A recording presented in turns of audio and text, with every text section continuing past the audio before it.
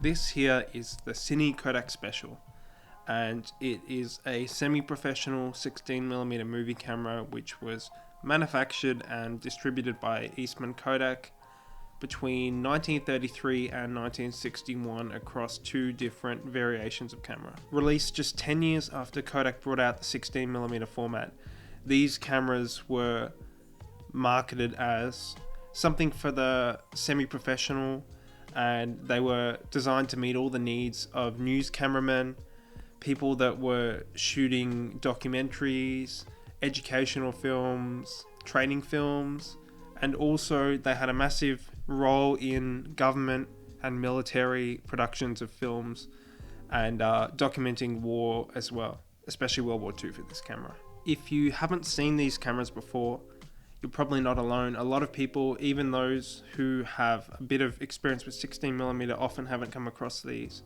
And that's because, well, originally they were very expensive, and I'm not sure how many were made. When they were new, or at least when Bolex caught up and were producing mass amounts of cameras, these were about 3 times the cost of a standard Bolex.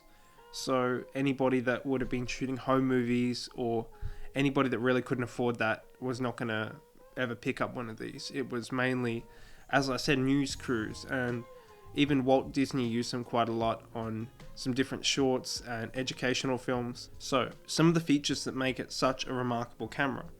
Firstly, it has a variety of lens mounts available. I believe you probably could have chosen it from the factory and selected which mounts you wanted to be on your camera.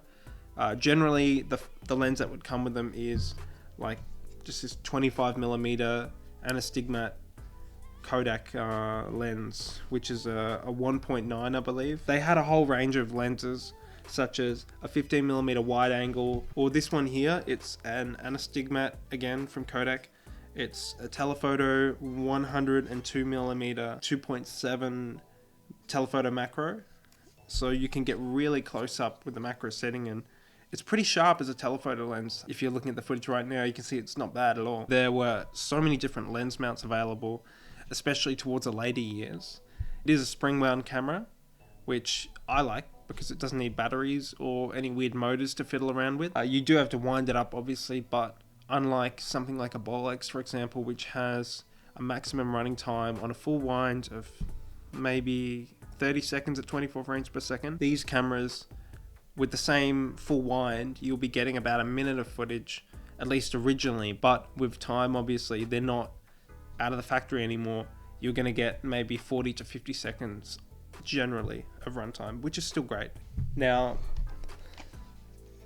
something I really love about these cameras is they're so over-engineered. It's crazy the amount of little features that they just packed into it because they could, but I guess people were paying for it.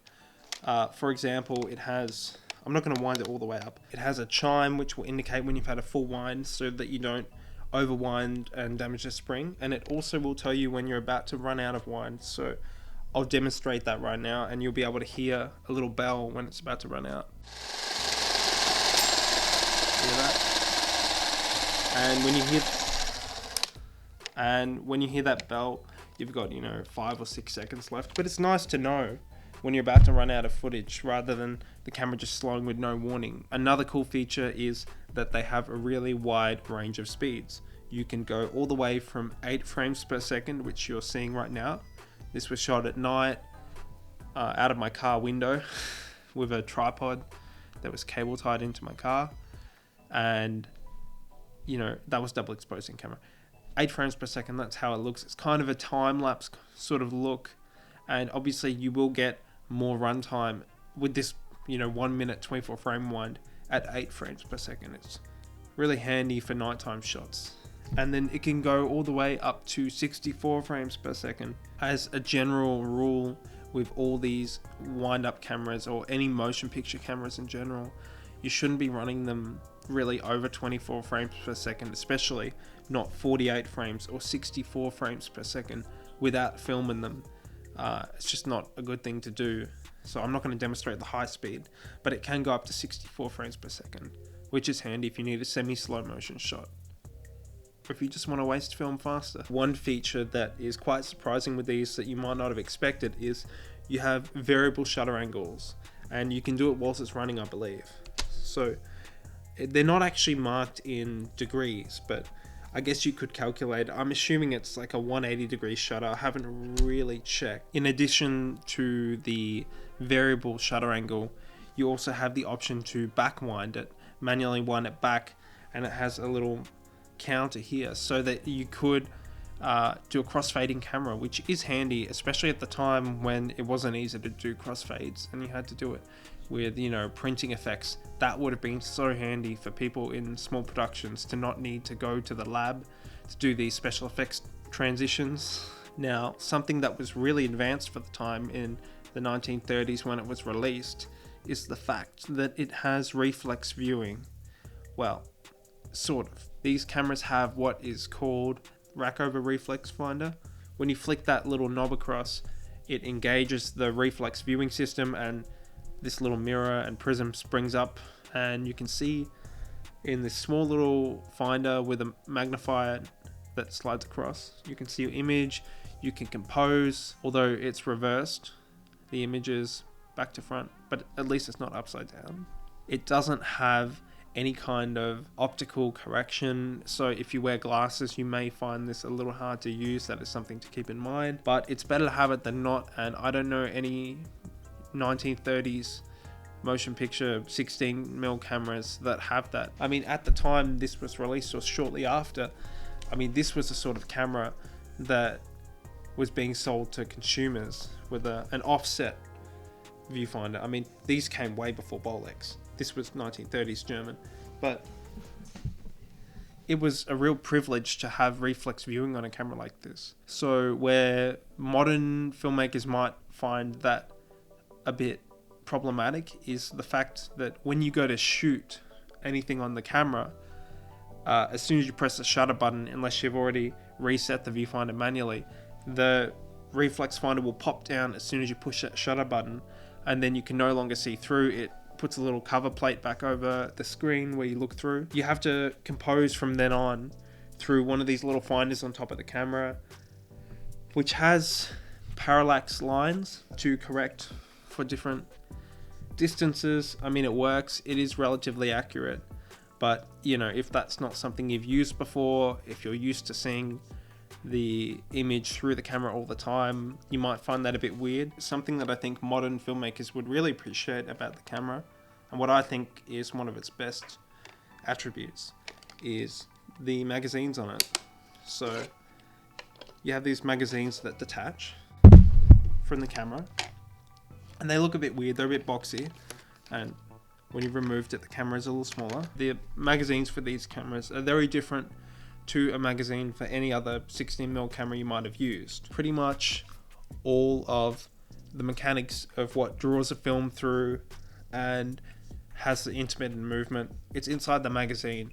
In fact, the only thing interacting with the film that's in the camera body itself is, I guess, the shutter and the lenses, and it has a little linkage here to drive everything inside the magazine. It's really advanced, surprisingly, for the time. To my knowledge, this is the only 16mm camera where you can change magazines while they're loaded without losing a single frame of film, and that's really interesting. So when you remove the magazine, in order to remove it, you have to slide up a little slide which covers up the film aperture with a little metal guard, and when you put the magazine back onto the camera, you can't actually press the shutter button until you have disengaged that guard that hides the film and protects it from the light. So it has a motor disengage to stop you wasting any film when you've still got the guard on. It's like, you know, stopping you from shooting with the lens cap. It's very helpful. You know, someone thought of that and put it into the camera. It's a really cool feature. When you think about that, you could, you know, bring at least 2 magazines on a trip or for a shoot. You have them preloaded. As soon as you're done, you just swap them out, you know, in under 10 seconds, and then you're shooting again. You've got another 100 feet. Or what was a big feature at the time, you have these 200-foot magazines, and, you know, obviously this one does look a little bit cooler than this one, but the 200-foot magazines are a little bit obsolete these days because you can't get 16mm film on a 200 foot daylight spool. Arton Minima users would know all about that. You can put a 100 foot roll in there, absolutely, and it can accommodate that. But if you did want to shoot 200 feet in one magazine, you just need to have a couple 200 foot spools, which you can get secondhand, or you might have had come with the magazine and camera. That's how it is next to a 100 foot, so it is a little bigger. As long as you can get those daylight spools in the dark with a special film winder, you can wind it off of a 400 foot roll and just feel in the dark till it's full. But the only thing is you would have to wind it twice for the sprockets to be around the right way, because you can't really get 2% film there easily. If you are looking at buying one of these cameras, a few things that you might want to look out for are, firstly, you should look at what type of lens mount it has on the camera, because it varies so much between, each one for sale. It's going to have a different lens mount. There are so many options. There's so many customized things that people have done to them later. Make sure that it either has lenses or has a lens mount that you have lenses for or could get them for. There are some that use really early Kodak lenses, like S mount, I believe, or if you can get one that has a C mount, that is ideal. I've put a wide angle here on mine using the C mount, and you can see here a bit of footage that I've shot with it. This was all like at 8 frames per second, and it came out pretty good. So C mount is real handy. Be aware of what lens mount the camera that you're looking at has, and just if you're not sure, if the seller doesn't know, take a screenshot, send it to someone that could give you some advice, that knows about these cameras, or do a bit of research, because it's worth doing. Another thing you should look out for is whether it has at least one magazine. I'll try and get one that has at least one. If not, you can still use it, of course, but it is ideal to try and find magazines for them, because that's a great feature to be able to use. With the magazines being very compact, it ends up having a bit of a convoluted film winding path, and it takes a little bit of getting used to. It looks a bit strange, and the film is even double packed around one of the feed rollers, but it doesn't cause scratching. But yeah, overall, it is a bit of an odd camera to load. At least the 100 foot magazine is. The 200 foot seems a bit more classic, but it is really compact, the 100 foot magazine. But you do want to practice it a little bit before you shoot. But once you've learned it, it's very easy, and you'll be able to do it without issue. I've never had an issue with it, honestly. And finally, one last thing to consider if you're looking at buying one of these is that with some of the earlier ones of the first generation, especially 1930s ones, is that in the magazine, they may require 2% film, which is not readily available. Most 16mm film, maybe 90% that's sold and available, is single perf, so it's not compatible with a magazine that runs 2% film. Now, if you're lucky, like I was, my 2% magazines that came with this camera have both been converted by some previous owner to single perf, which meant they shaved down the additional sprockets on the drive wheel. But there is a downside to that. There's only one pull down claw, and it happens to be on the incorrect side of the film for single perf. My solution to that is to take the fresh film on a daylight spool. I take it into a changing bag in the dark on a little winder, and I put it across from one roll onto another daylight spool roll, and then the film is wound sort of backwards in the right way to run through the camera without issue. But the drawback of that is that your film will be like upside down, I guess, and a lot of labs will splice it with other films the wrong way around. When you get it scanned, it'll be like back to front, but you can just flip it in the editing program. It doesn't bother me. But yeah, look, not many of these cameras will experience that issue. It is just the earlier few. Anything like 1940s and after is not really going to have that issue. Now, one secret feature that you may not know about these cameras is that underneath the lens turret, they have a little plate here, which is held in by 2 slotted screws, a little like chrome or nickel plate, and you can remove it and take it to be engraved. It's a really small little thing to add, but it shows that they were designing it really, carefully and considering everything about the user. I'm sure that they asked a lot of cameramen what they would have liked to see in a camera, because to come up with that is really cool. But mine are blank, so I don't know who used them. But the only thing I do know about at least my 1930s one is that it was previously used by PBS, which I know because it came with a little can that said PBS on it. I don't know how it got to Australia from America. I just got it on Facebook Marketplace pretty cheap.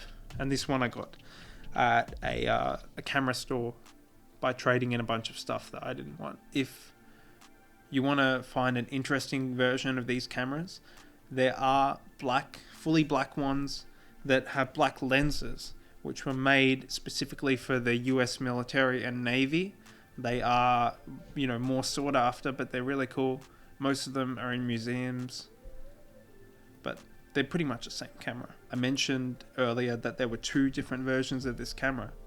So the first generation ran from 1933 to 1947, I guess.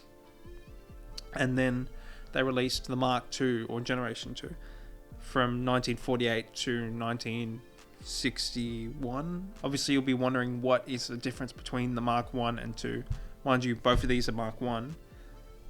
The difference is that the Mark I, the lens turret is completely flat, and the Mark II, it's kind of slanted. The reason it's slanted is so that your telephoto lens is not covering up your wide angle lens if you have, a mix like that. Because when they're close together like this, the telephoto can be in the way, in the field of view at least, of your wide angles. So they solved that by having the turrets kind of slanted. I don't quite understand it, but that seems to be the only difference. And I mean, you could always avoid that just by removing the obstructing lens when you need to. I don't think the second generation is really worth a lot more, but I think they made maybe less of them. I'm not sure. This is the part of the video where I'm gonna summarize and go through the pros and cons. So the pros of these cameras are that it's really well made, it's pretty durable, easy to service, and they're like 90 years old, some of them now, and they're running so well.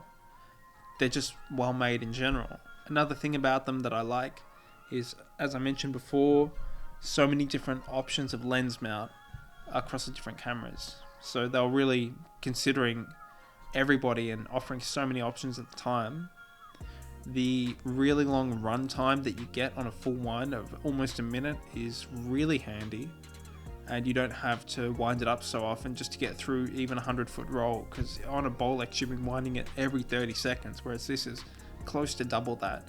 And the bells to let you know when it's fully wound and when it's about to unwind fully. I don't know many other cameras that do that. That's really cool. The magazines are one of the best features of the camera.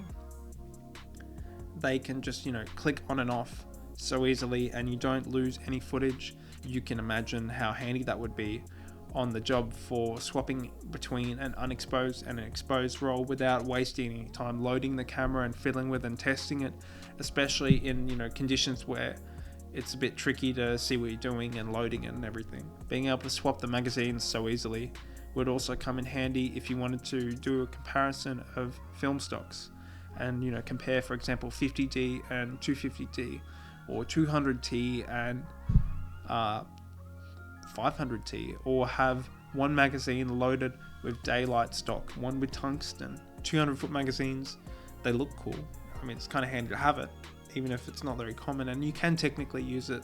I probably will give it a shot at some point. The reflex viewing is very handy, having that option and being able to do critical focusing and framing up your shot, even if you can't shoot whilst looking through it. It's really good to have, especially on a camera of this age. The last positive thing about it that comes to mind is the price point.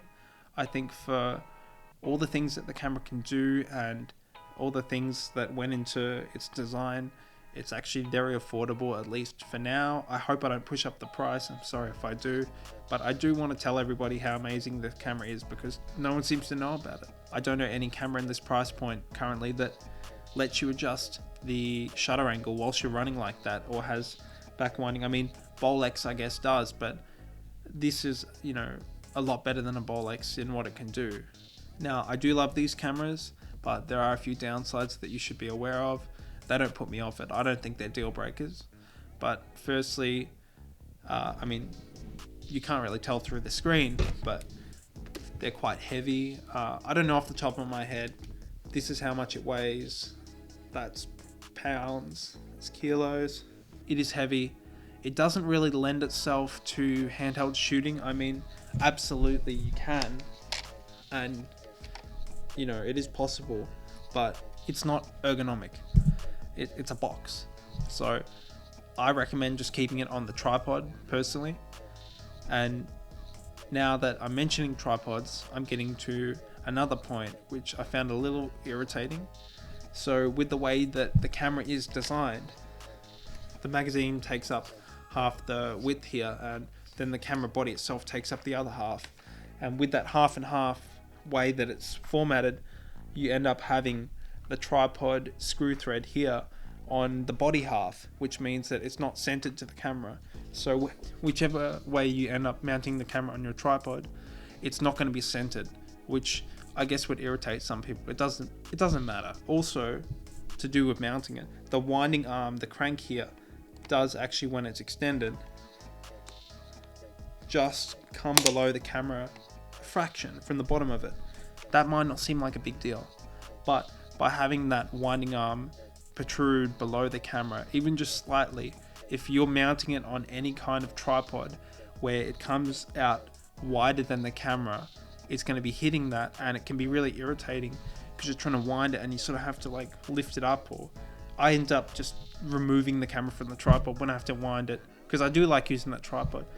So generally you would want to be putting it on a smaller tripod head, or using some kind of little plate thing, adapter, some kind of adapter just to raise the camera up, half an inch or whatever it is. Using it on modern tripods can be a little finicky, but once you sort that out, it's fine. It's not really, a deal breaker. Another less positive point is the viewfinder. So as I mentioned, it is great to have reflex finding, but I can imagine a lot of people, especially these days, would find it irritating to not be able to see through the taking lens as it's shooting.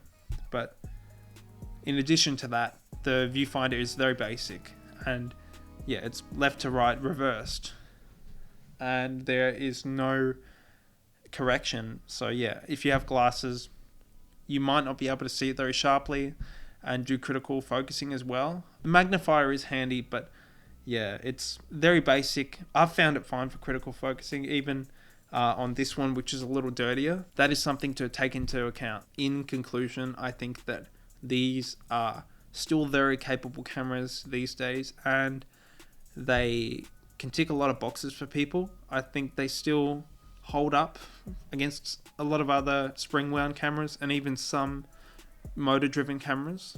There are a lot of lenses available for them. There are a lot of lens mounts available.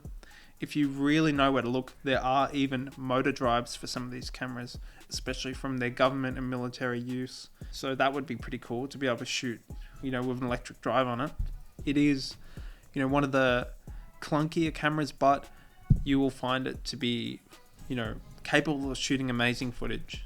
And I think it's definitely something that I'll keep and I'll continue to use because I've shot really nice footage in it, and I think they're a really interesting piece of equipment. I do think that they're going to go up in price over the next 5 years.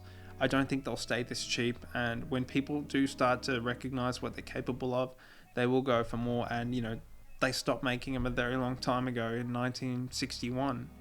So all of them are at least that old. And as I said before, don't worry if it's generation 1 or 2.